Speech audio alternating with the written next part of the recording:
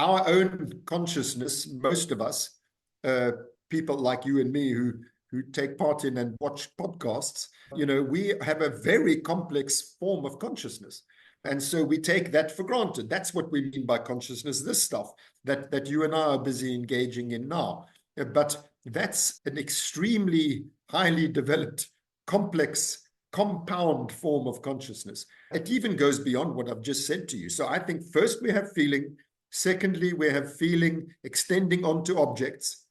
Thirdly, we are able to abstract ourselves from that situation and recognize, oh, it is me. I too am an object. It is me who is feeling that about her. So that's the third person perspective.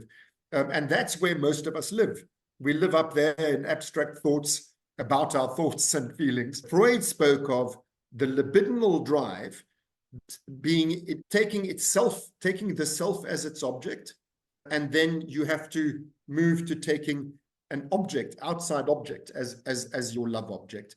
But once you start recognizing that the object too has needs, the object too is a subject, then you start being able to love. And it involves a state of vulnerability. I keep on coming back to that. To have a successful, loving relationship is not easy. The pain of separation is the risk we have to take in order to properly attach to somebody.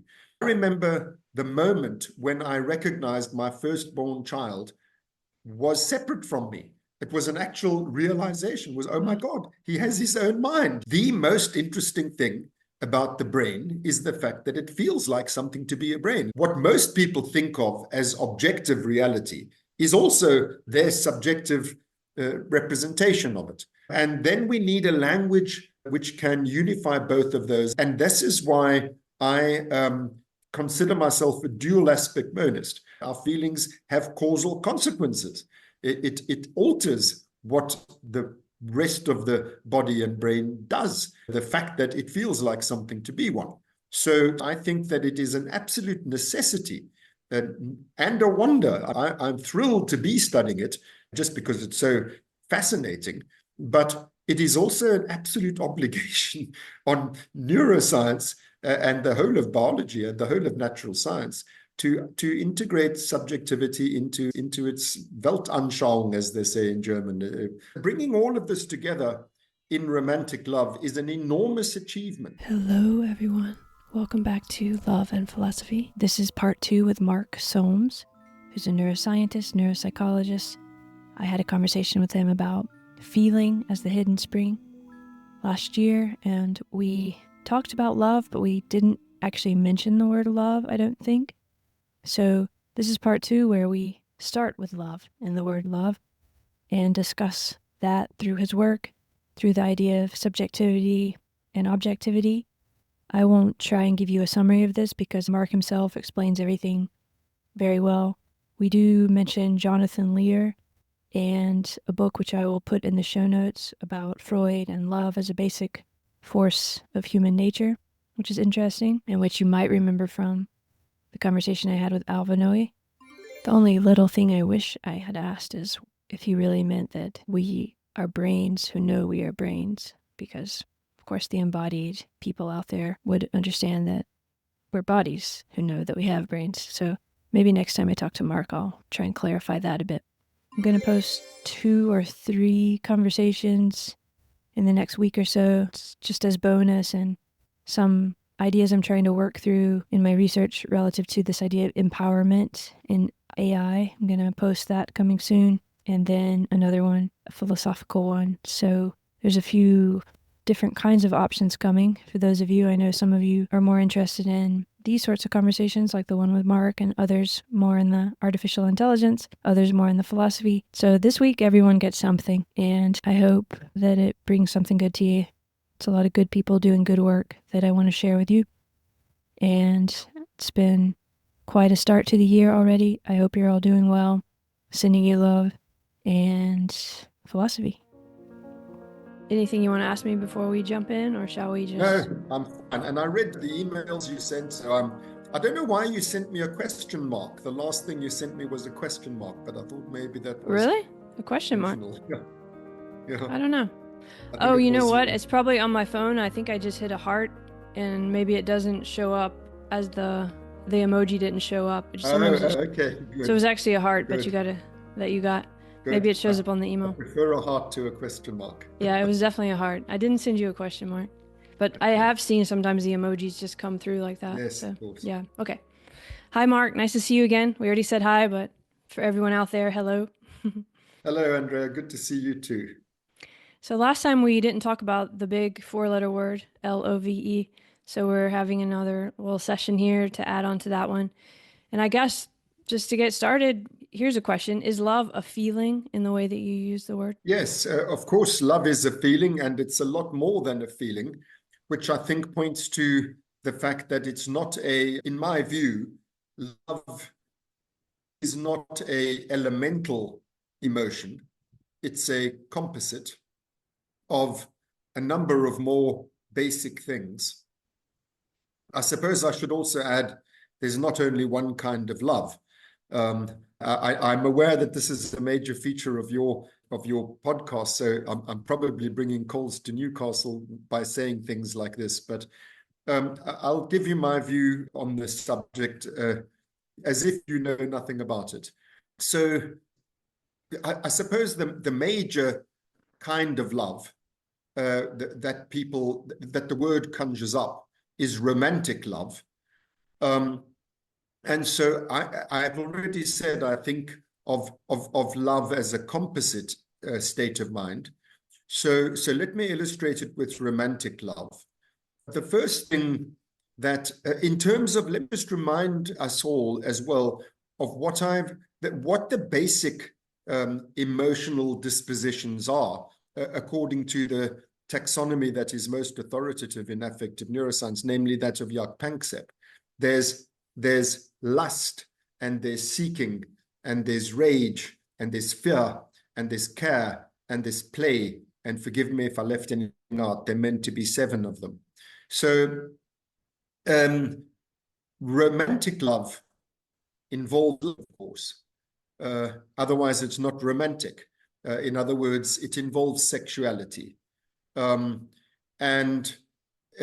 It doesn't involve only sexuality. In fact, sexuality left to its own devices doesn't even need a partner. You can just satisfy the sexual tensions that come with lust in and of itself. So that leads to the second, obviously major component of a loving relationship, a romantic relationship, namely that it's not only romantic, it's also a relationship. So there's attachment involved. And there are 2 attachment drives. In fact, I think the one I didn't mention a moment ago is panic/grief. So there are 2 attachment drives. One of them is the one, odd name as it is, what it boils down to is the need to be cared for, the need to be cared about, the need to be wanted and needed and attended to, and so on. So that in a romantic relationship, you want sexually somebody's relationship with you, but you want also lovingly that person's relationship with you. You want the sexual relationship to be embedded within a deeper, richer, fuller connection with each other. And that leads me immediately to the third component, which is the other attachment drive called care.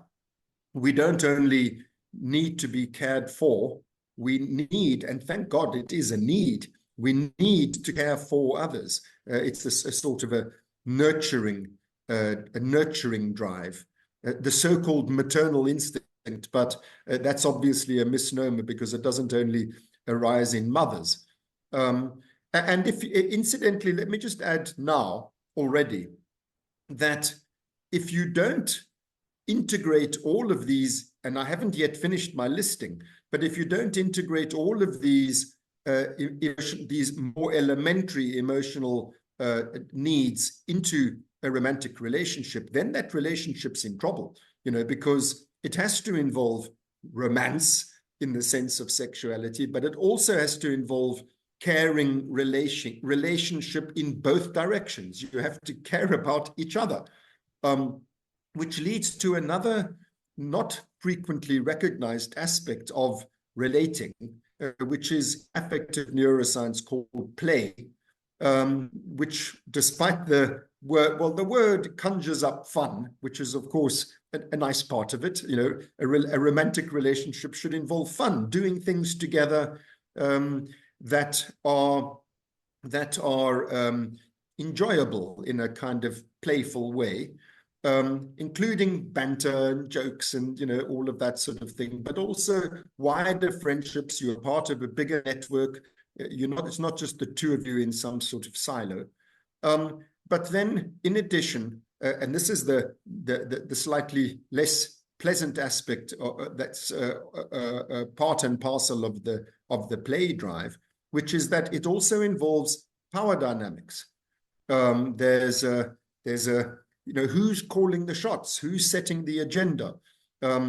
Successful play involves reasonable balance in that regard. Reciprocity, mutuality, turn-taking, taking account of what's in it for him or her. You know, is this enjoyable for both of us?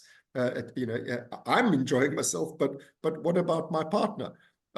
So there needs to be a fair, and the word fair is very important. There needs to be a fairness in terms of this power dynamic. So that's already 4 things: lust, panic, grief, care, and play. Then there's 2 more out of the 7. I'm not going to list all 7 because I don't think fear should be a part of romantic relating. So to the extent that fear is in the mix, there's a problem. But you do need to integrate the other 2, namely rage. Whose partner never frustrated them? It's inevitable that your romantic partner is going to, on occasions, irritate and annoy you. So you need to somehow integrate that into how you relate to each other. What the loving relationship involves has to also involve some management of these kinds of tensions. Rage is obviously too strong a word. If it reaches the level of rage, that's problematical. But you have to deal with irritations and frustrations, and, you know, the other person getting in the way of what you want, and so on occasions. And then lastly is seeking. Not many people are familiar with this drive, but it certainly exists. And it's a need to engage with what is not known. It's felt as curiosity and exploratory interest and so on. And so, to put it crudely, in our loving relationships, on the one hand, in terms of the attachment drives that I mentioned, you know, you want your partner to be with you forever and always. That's attachment. But seeking is always looking to see what else is available, because it's interested in the new, in the novel, in the unknown. And so ideally, integrating seeking into a loving relationship involves always finding something new together, you know, rather than having to look for pastures greener with other people other than your partner. So I think romantic love involves an integration of all of these different emotional needs with each other. And what I haven't made sufficiently clear in my little summation so far is that when I say integration, I mean to include the fact that they conflict with each other. So obviously, as I've just said, attachment can conflict with seeking. In other words, wanting to keep the same person can conflict with wanting to look for interesting new experiences. The 2 attachment drives conflict with rage because, you know, as much as you love your partner, they inevitably also annoy you. And so there's conflict, which gives rise to attachment feelings in conflict with rage feelings, give rise, in the best of circumstances, to guilty feelings. Guilt is what prevents you from acting on your rage. It inhibits it and contains it. But in some people, even the integration of lust with attachment feelings can present conflict. Attachment feelings, if I go back, sorry if I sound like a psychoanalyst, which I am, but if I go back to the origins of those attachment feelings, they fundamentally are mommy feelings, feelings toward mommy. And it's quite hard to bring, and this is incidentally not a sex thing. Boys and girls are attached first and foremost to their mothers for the most part, usually. Of course, it varies, but that's the norm. And those warm, fuzzy, feelings of being loved in the nursery and the nest and so on, it can be quite a task to reconcile those sorts of feelings with crude, lustful, erotic desire. So you get things like forgive the slang, but the so-called Madonna whore syndrome, where you get people who are able to have satisfying, in inverted commas, sexual relationships with people that they have no attachment to. And then with people who they're attached to, they can't bring sex into it. It's too difficult. So bringing all of this together in romantic love is an enormous achievement. To have a successful, loving relationship is not easy.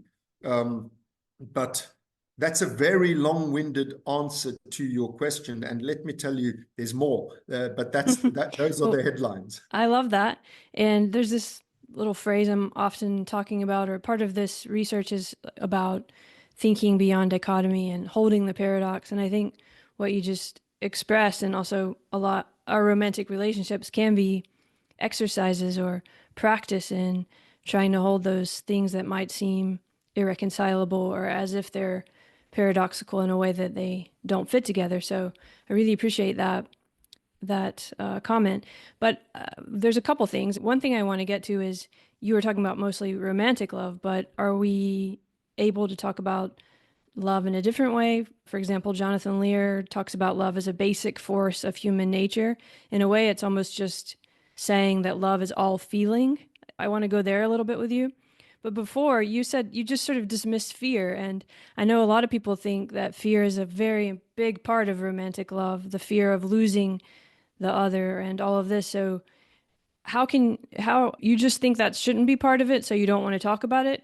Or have you seen a way in which it's really not actually part of it? No, sorry. Let me explain.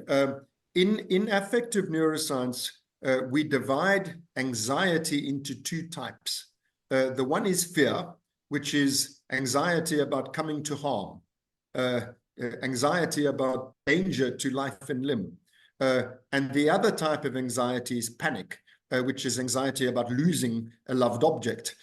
So certainly that panic, grief, panic is part of that attachment thing. Panic is the negative expression, of anxiety about separation and loss. That is very much a part. I mean, I've put it in negative terms, the anxiety about loss, but it is a positive thing. I mean, attachment comes with the price of anxiety about loss. That's the pain of separation is the risk we have to take in order to properly attach to somebody. So yes, indeed, that's part and parcel, a big part of romantic love. Fear in the sense of I am scared that this person is going to harm me, hopefully plays an absolutely minuscule part. Okay, I'm glad I asked you. Yeah, that's true. Except in divorce, that's when the relationship's coming apart. So we're looking at a really focused part of this, of between two people, and it seems subjective. It's going to be different for each of us and so on. But I wonder if you've seen regularities, patterns in terms of what love is, or even feeling. If you've seen patterns of this that relate to overall the way a person is in the world, the way we come into being who we are. In your intro, you introduced this developmental aspect of how we come to love and why it's so important. I'm trying to think of the continuity of it and how it might apply in ways that aren't just between two people in a very specific relationship. Yeah, so that's a compound question. So let me try and address it, and it will involve a number of steps, I think, in order to address it properly. So let me begin with the statement that you made in passing, attributing it to Jonathan Lear, who I admire and like, incidentally. I spent a year on sabbatical at the University of Chicago, and he kindly had me as a visiting fellow at his what's it called, the Collegium something or other. It's a wonderful interdisciplinary center. Neubauer Collegium, I think it's called. Oh, yeah, okay. Anyway, I'm getting distracted. So no, that's great. I mean, the yeah. reason I brought up him is Alvin Noe, the philosopher, recommended that book. So, and yeah, it has to do with trying to understand what we talked about in the first conversation, in a way of what is this kind of thing that we share that is feeling? But yeah. So let me begin there with at a rather basic level. I think what I heard you saying and attributing to Jonathan Lear was that feeling and love might be synonymous. And I think that is self-evidently not the case. We've just spoken about fear. Likewise, rage in and of itself is not a loving feeling. Rage in and of itself is the antithesis of a loving feeling. So just those two feelings, they clearly are feelings. The fact that they exist, and in my view, that they are natural kinds, they are basic emotions that not only all humans are subject to, but in fact, many animals too. So fear and rage are not loving. I'm not saying that he's saying that all feeling is love, but he is saying that love is a basic force of human nature, and that it's a sort of archaic mental process, he calls it, which sounds a lot like, if we think about the brain, sounds very similar to something like Hidden Spring. And also that this was the beginning of a science of subjectivity, in a sense. So you can see how there's these themes that are relative. So I guess the bigger question is, can feeling be understood as a basic force of nature, in your opinion? Well, I'm sorry that I misunderstood what you said about Jonathan's view. I see it's the other way around, that love is a feeling, and then secondarily, love is a basic feeling. So yes, I think that feeling is absolutely fundamental to our natures. Feeling is how we come to know whether or not we're meeting our needs, and that doesn't apply only to emotional needs. It goes even down to the level of, I mean, try holding your breath for a minute and see what you feel. You feel, air hunger. Try not drinking for a day. Try not eating for dinner, and so on. So try not urinating when your bladder's full. All of those are needs, bodily needs, that we become aware of by feeling them. And the feeling of a distended bladder is unpleasant, and the feeling of voiding that bladder is a pleasurable relief. Likewise with hunger, thirst, sleep, pain, all of them. He does bring up, bowel movements and vomiting and things like this as almost expressions of mind. I think he might even say expressions of mind. And he is relating that kind of archaic connection to something like the feeling of love, which doesn't mean we've called it love, and it doesn't mean it's romantic love in the way we were talking about. Yeah, so I'm trying to take it step by step, and you remember I said it's a compound question, and so to do it justice, I need to divide it into bits. So the first bit, I said not all feelings are loving, and that was because I misunderstood you. Now, because I have understood you, I'm saying yes, feeling is a fundamental part of our natures, and I would go so far, building on what you've just said, I would go so far as to say feeling is what brings mind into being. The most rudimentary state of mindedness is to feel something. So bodily processes of the kind that we've just been talking about, for the most part, go on autonomically. You're not normally aware of your need for oxygen. It's an autonomic reflex. Peristalsis, which has to do with the extraction of nutrition from the outside world, the processing of all of that goes on automatically, as does blood pressure regulation and a great many other such things. The burning up of the sugars in your fatty tissues, which is absolutely fundamental to your being able to keep going, it happens automatically. So those things, we call them autonomic for good reason, because they're automatic. There's no mind there. But I gave you some examples earlier. I said, try holding your breath, or try not avoiding your bladder, or try not eating, try not sleeping. Then it comes to mind. So this is the body now. To use Freud's definition of drive, it is a measure of the demand made upon the mind for work by virtue of the connection between the mind and the body. So the mind literally comes into being by virtue of the body making a demand which is felt. And why do we feel it? We feel it so that we know through voluntary action, not reflex, not autonomic responses, but through acting in a state of uncertainty in the world. Is this working? Is this not working? Feeling tells you this need is being met, this need is not being met. When we spoke last time, I think I gave the example of being in a burning building, in a carbon dioxide filled room. And you don't know which way to go. You've never been in a burning building before, let alone this one. And the feeling of increasing or decreasing suffocation, distress, or air hunger tells you whether you've made the right or the wrong choice. So the mind comes into being with feeling, which underwrites choice. You choose to do what feels better, and you choose to avoid what feels worse. And of course, you have to tolerate sometimes bad feelings for longer term good feelings, and that's the reality principle. But let's not get stuck in long theoretical grass. So feelings are fundamental.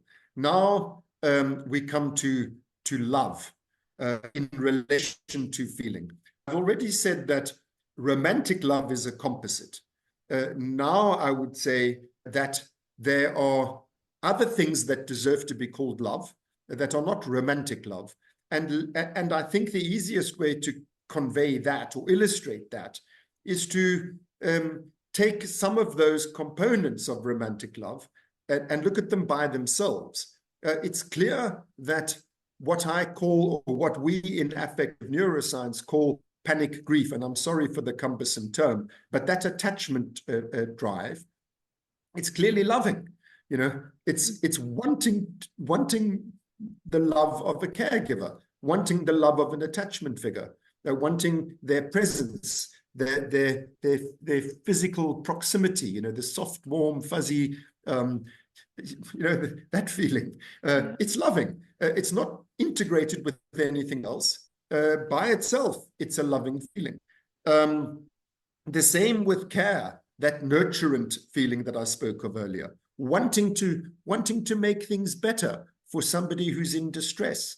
A baby's crying, and you pick it up and you hold it and you rock it and you say, soothing things to it. It's a loving thing to do, to nurture. So that inclination, which I say again, thank God, is built into our nature. All mammals, have this nurturant instinct. And it's a loving feeling just all by itself. I think that play also is loving. Play is a pro-social, I want to be part of the group. I want to get along with them. I want them to want me to be in the group. I want them to like me. I want them to be my friend. And I want to have friends. I want to be chosen, into that team, and so on. These are all loving feelings. Pro-social. It's wanting to. It's a constructive, joyous, and connected sort of thing, you know, a certain kind of a connection with others, which is very positive and certainly deserves to be called loving. I love my friends. I mean, it rolls off the tongue. So I love being with my, you know, pals, as we say here. So those are three different kinds of love. There are others where other basic states of mind, emotional states of mind, which might also be called loving, but it's a slightly more tenuous kind of love. One of them is seeking. I mean, you could say of a philosopher like Jonathan Lear, he loves knowledge. You know, he loves to understand. He loves to solve a problem. It's a very different sort of thing from the other three types of love that I just mentioned. But you can see why it might be called loving. I mean, I'm a scientist. I know that kind of love, the love of knowledge, the love of engaging with a puzzle and a mystery, you know, and solving it, or at least making progress with it. But you can see why the word love starts to be, maybe not everyone would call that love. I'm happy to, but it's a very different thing. And then lastly, lust. I don't know if lust is loving, but you know, I like to think that for most of us it is. You know, it doesn't have to be, and this leads me to the next level of what I wanted to say to you. So I've spoken about feeling, and now I've spoken about these loving feelings, the variety of loving feelings, and I ended with lust. And I said, it doesn't have to be loving. And that takes me back to something that I said earlier. So now I'm coming to the third thing I want to say about this idea of the relationship between feeling and love, and the question as to whether or not love is a basic state of mind. Before I get there, sorry, it's a very complicated story. It's clear that I do think there are kinds of love which are basic states of mind, but they're not the same as each other. So, and there are basic states of mind, of emotional mind, which are not loving, like fear and rage. They're not by themselves loving. So now I'm coming to this last bit, and starting with lust. Freud, in his infinite wisdom, discovered a thing called narcissism. I don't know how we understood anything about the human mind before the concept of narcissism was introduced. But yeah, remember, it seems like it's always been here, but you're right. That's a Freudian idea. I almost forgot that it was. Yeah. Only 100 and a bit years ago, wow. Freud introduced this. In fact, his paper was called, well, in English translation, it's called Narcissism and Introduction. The German title, more literally translated, is Introducing Narcissism. Zur Einführung der Narzissmus. Introducing the concept of narcissism, you know, is the German title. So yeah, it's a fundamental concept. But Freud initially thought of narcissism only in terms of what he called libido. In other words, the sexual drive, what in affective neuroscience we call lust. And I said to you, well, let me just remind you what Freud said, that the libidinal drive can be directed toward an object, or it can be directed toward the subject, toward the self. That is narcissism. So narcissism is, simply put, self-love. That's what Narcissus suffered, love of himself. He's seeing his reflection in the water and thinking, gosh, that's, you know, how beautiful. I think is the most gorgeous thing ever. So that's loving yourself, self-love. And this is linked in Freudian theory. And remember, this is the introduction of the concept of narcissism. It's linked with what Freud called autoerotism, autoerotic behavior.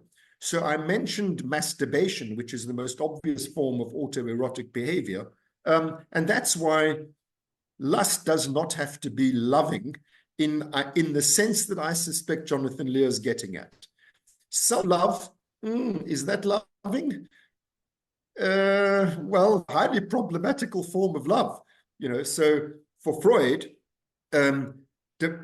development, mental development, progress means transcending narcissism and moving toward object love.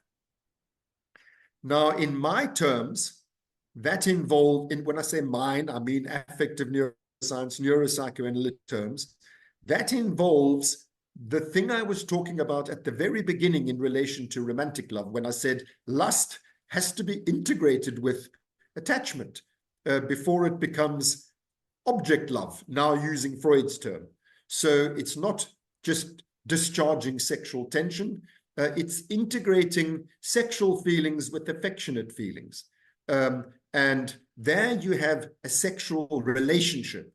So Freud spoke of the libidinal drive being taking the self as its object, and then you have to move to taking an object, outside object, as your love object. And the way we conceptualize that today in neuropsychoanalysis is it involves an integration of two drives. Freud didn't realize there's a separate drive for attachment. He never accepted that. He thought this was just a disposition of the libidinal drive that can either be self-directed or object-directed. We think the libidinal drive by itself is a not particularly loving thing. You might almost call it just a bodily need.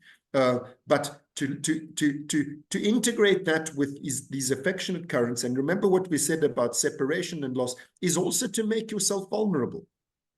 Now you're in the hands of your object. If you'll forgive the pun, I didn't mean that. But now you're in the hands of your object.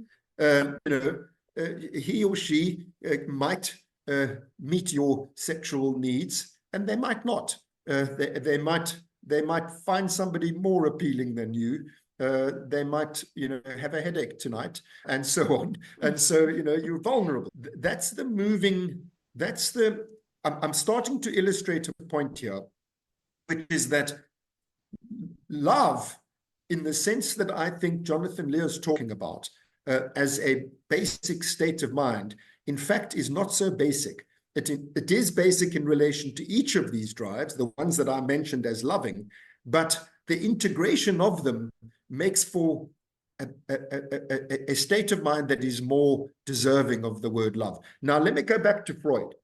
Freud, having discovered narcissism in the context of his first drive theory, then discovered, I say in inverted commas because I don't believe it's existing. I don't believe in its existence, so I'm not sure he discovered anything. But Freud discovered the death drive, and then came a whole new understanding of narcissism, what we call destructive narcissism, the thing that the Kleinians made so much of. And Freud sums it up pithily in this alarming phrase when he says hatred is older than love, as a mode of relationship to objects. So as far as others are concerned, as opposed to my beloved self, others, my first attitude to the other is hate. This is Freud's view. You have to, and that's because the object is not there for your satisfaction. The object is separate. It's an insult. The object has his or her own needs, and they're not yours. And so, the object frustrates you. Now, so think about the narcissists, maybe even some of your senior politicians. Think about the narcissists, they are horrid people. Their love of themselves is very evenly matched with their contempt toward others, and so this is a fleshing out of Freud's concept of narcissism, that it involves self-love and object hate. Now, in neuropsychoanalytic terms, the way that we understand that, I told you that moving from narcissism to object love sexually involves integration of lust with attachment. Now I'm saying dealing with this aspect of narcissism involves integrating, as I said earlier, integrating your frustrated feelings with your dependency upon the object. So, you can't just give free vent to your selfish demands and expectations, and anybody who irritates you gets booted out of your way. That is narcissistic. A more loving attitude is to recognize, as much as my friend or partner or playmate or whatever, might be frustrating me, I need them. So I have to keep a lid on things. I have to take account of what about their needs, and so that is loving. So now I could carry on, Andrea, from what I've said now. I don't want to take up all of our time making just this one point. So let me just say, you can generalize from what I've said. Each one of our 7 drives has a narcissistic disposition, and that's not loving. I mean, just take, for example, if I can just add one more to illustrate when I say each of them, the care drive, which you might think is quintessentially loving, as I said earlier. Many people see their children as an extension of themselves. They're not loving the child. They're loving themselves in the child. But that's not loving towards the object. Is it still kind of self-referential love? Yes. Okay, because that's what I'm saying. I'm saying it's love, but it's not a bigger kind of love. It's somehow stuck in its own loop of okay.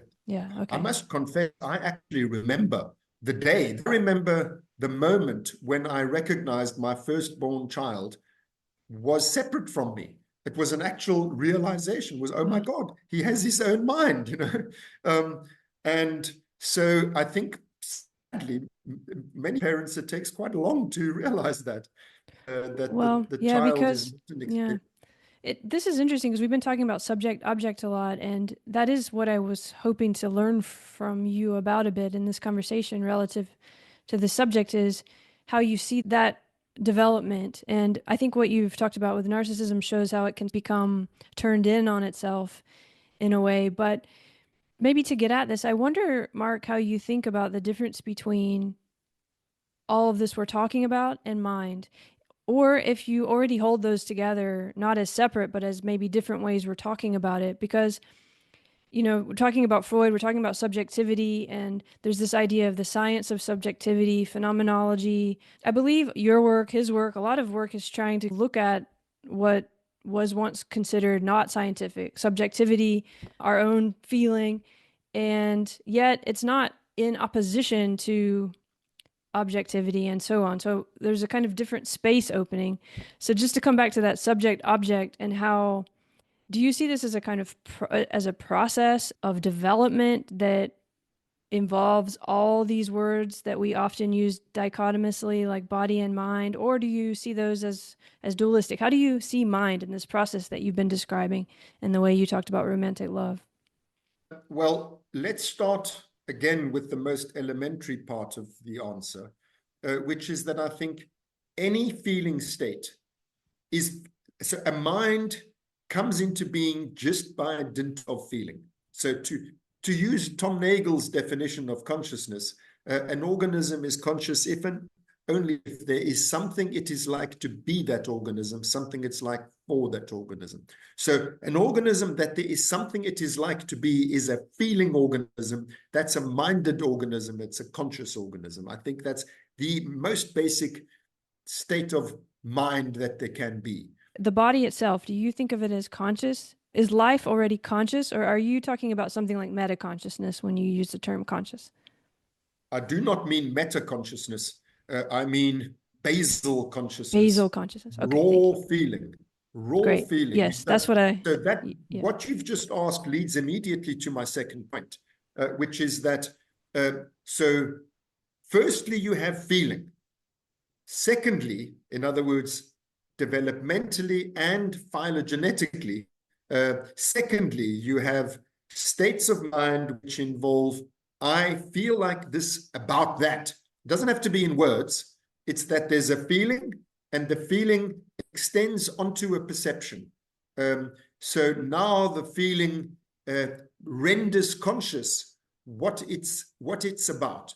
Now, there are even human beings, children born with no cortex. It's called hydranencephaly, who are clearly feeling beings. They are emotionally responsive beings. There's something it is like to be them, but it is impossible for them to know what their feelings are about because they have no cortex. They can't make images of the objects that are evoking these feelings in them. So I think that's a second order of consciousness. For me, the first person is just a feeling state. Yeah. The second person is an feeling about an object. That's a very important point, because those children, which you describe very well in your writing, are conscious. But a lot of people use the term consciousness to mean that they're aware of themselves as a subject in a certain sense, or they can report on it in a certain sense. But it's really that immediate level to begin with. Yes. Understandably, our own consciousness, most of us, people like you and me who take part in and watch podcasts, we have a very complex form of consciousness. And so we take that for granted. That's what we mean by consciousness, this stuff that you and I are busy engaging in now. But that's an extremely highly developed, complex, compound form of consciousness. So it even goes beyond what I've just said to you. So I think first we have feeling. Secondly, we have feeling extending onto objects. Thirdly, we are able to abstract ourselves from that situation and recognize, oh, it is me. I too am an object. It is me who is feeling that about her. So that's the third person perspective. And that's where most of us live. We live up there in abstract thoughts about our thoughts and feelings. And we don't understand that continuity, which begins and is still grounded in feeling, raw feeling. Yeah, it's largely the best way to illustrate it, I think, is to remind people of what it's like to be dreaming. For the most part, you lose that third person perspective upon what's going on. It's just, I feel like this about that. Unless you have lucid dreams, there's no reflection upon, oh, this is me having a dream about such and such. It's just, you're just stuck in the concrete moment.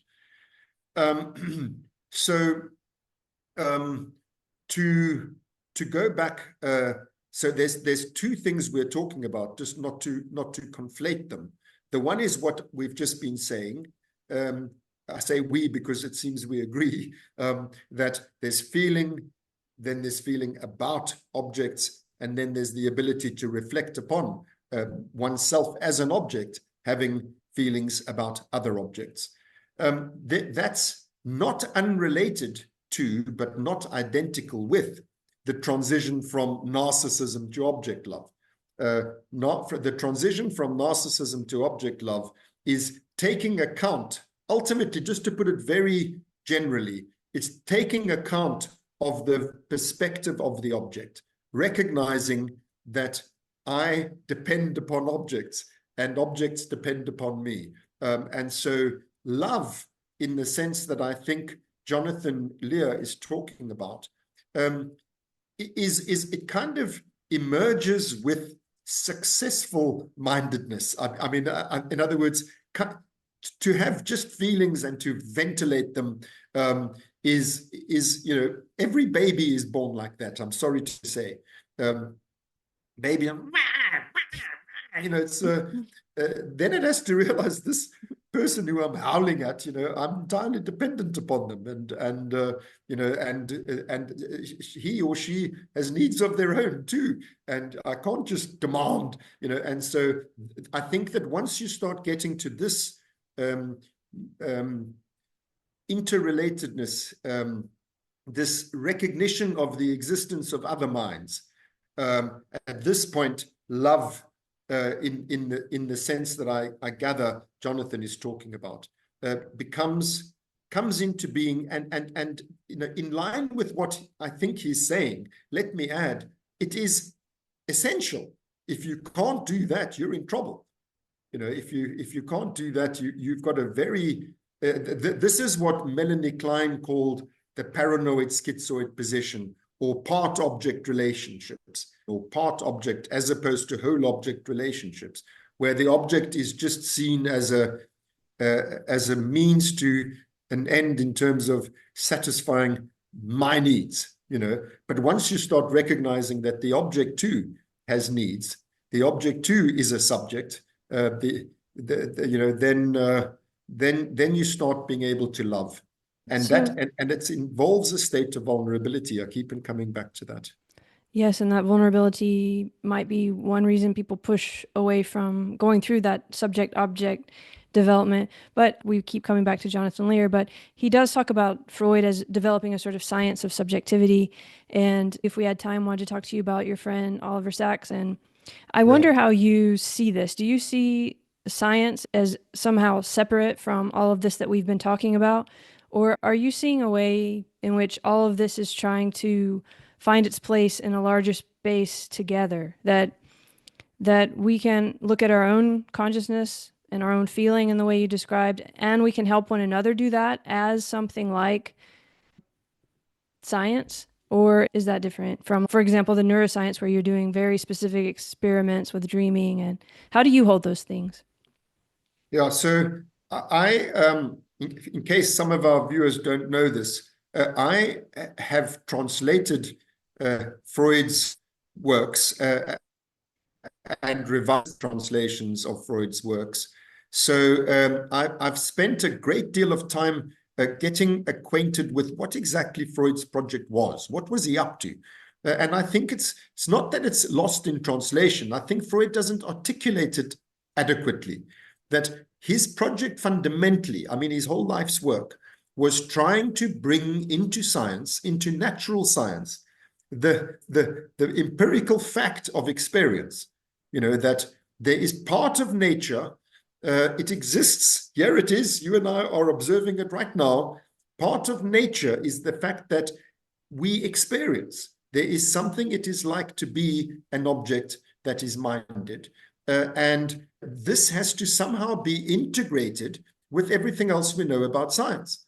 So, with everything and Freud's first efforts are explicitly self-consciously, like his project for a scientific psychology of 1895, is explicitly and self-consciously trying to provide a mechanistic, by which he means a Newtonian, a mechanics of mental forces and mental energies and mental objects, and trying to use the same language as we use for everything else in nature.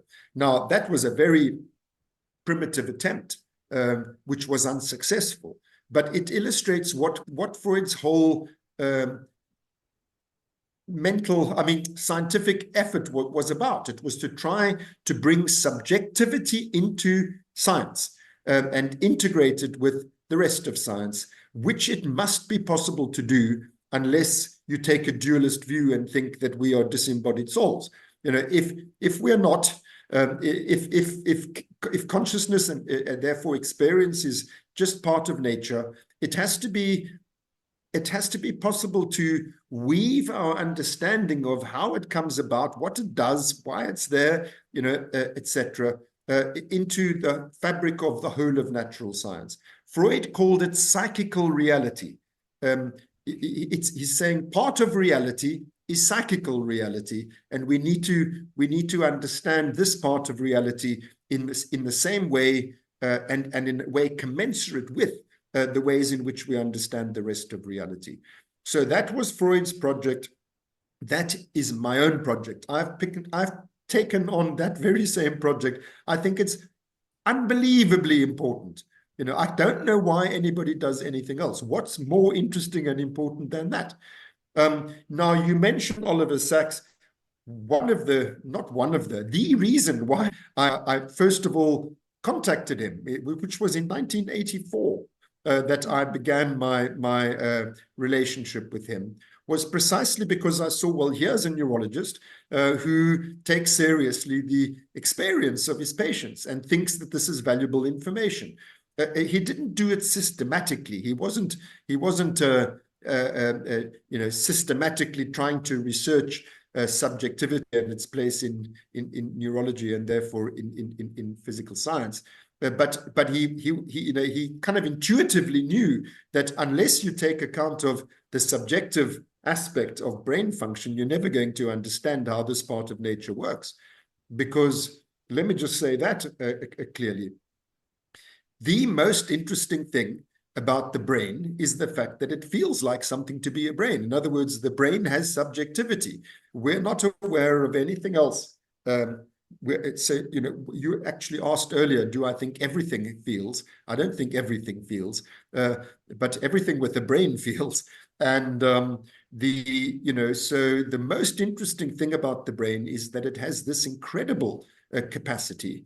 Unless we understand why it feels like something to be a brain and how this comes about and what the feelings do, because any one of us knows from our own immediate experience that our feelings have causal consequences.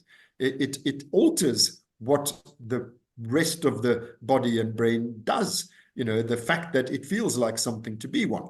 So I think that it is an absolute necessity and a wonder. I mean, I'm thrilled to be studying it just because it's so fascinating, but it is also an absolute obligation on neuroscience and the whole of biology and the whole of natural science to integrate subjectivity into its Weltanschauung, as they say in German, which is kind of like loosely translated as worldview. Yes, picture I agree. of the universe. It's already in there too. I think that's part of it too, that you show and Zach shows and other people show in different ways. So we need to recognize it and account for it. And the same kind of movement that you were describing before, that's how we come to know ourselves objectively, is through some sort of subjective experience. But I wonder how you hold it in your own life, because you are balancing worlds. I mean, you, in the traditional sense of objective and subjective, which I'm trying to open the space around, but you have to hold both. And I know both can be criticized, right? People can say that's too subjective or that's too objective, depending on which stance they're coming from in your worlds. So how have you found a way to hold all of that together? Or is it just ongoing, you figure it out day by day? Well, I've certainly figured things out day by day, in the sense that I'm more satisfied with my understanding of these things now than I was 10 years ago or 20 years ago or 30 years ago. So yeah, I'm figuring it out as I go along.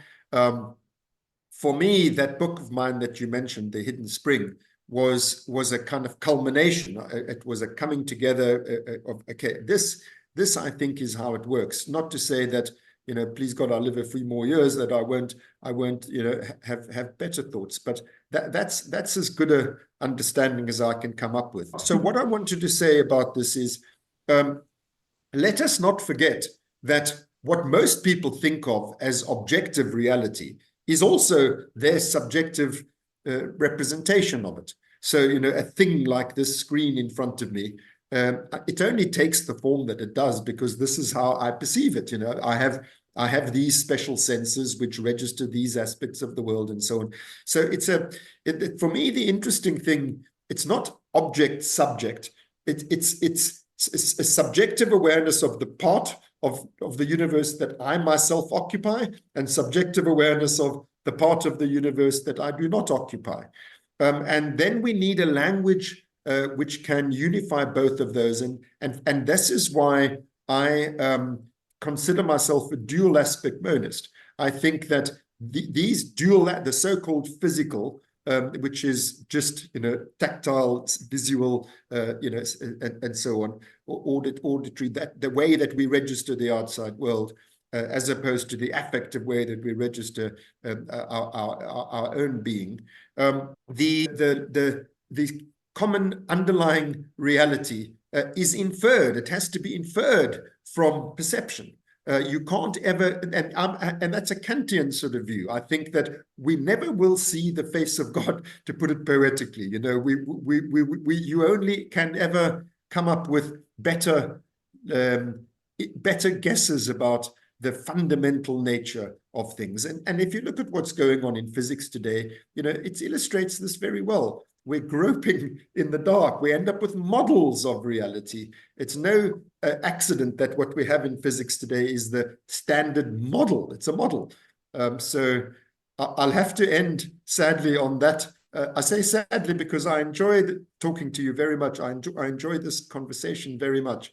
But duty calls. Well, thank you, Mark. That was wonderful. You showed us how to hold the paradox. So thanks, and have a great day. You too. And thanks very much for your interest and for giving me sufficient time to be able to spell out my own thoughts.